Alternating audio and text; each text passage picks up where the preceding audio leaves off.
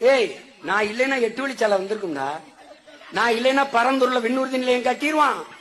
நான் இல்லைன்னா காட்டுப்பள்ளியில துறைமுகம் கட்டிடுவான்.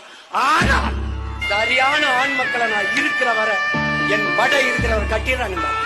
சேலம் சென்னை இடையேயான 8 வழிச்சாலை வழக்கில் கனிம வளம் மற்றும் வன விலங்குகளுக்கு பாதிப்பு ஏற்படுவதாக நாம் தமிழர் கட்சி சார்பில் தாக்கல் செய்யப்பட்ட வாதத்தை எடுத்து சேலம் 8 வழிச்சாலை திட்டத்தை ரத்து செய்து சென்னை உயர்நீதிமன்றம் தீர்ப்பளித்துள்ளது என வழக்கறிஞர் பாலு தெரிவித்துள்ளார். இன்று உயர்நீதிமன்றம் கொடுத்திருக்கின்ற இந்த தீர்ப்பு என்பது நாம் தமிழர் அரசியல் கட்சியின் சார்பாக தாக்கல் செய்யப்பட்ட பொதுநல வழக்கு, வழக்கறிஞர் பாசறையினுடைய தலைவர் சுரேஷ்குமார் பெயரில் தாக்கல் செய்யப்பட்ட பொதுநல வழக்கு, முதலில் தாக்கல் செய்யப்பட்ட வழக்கு.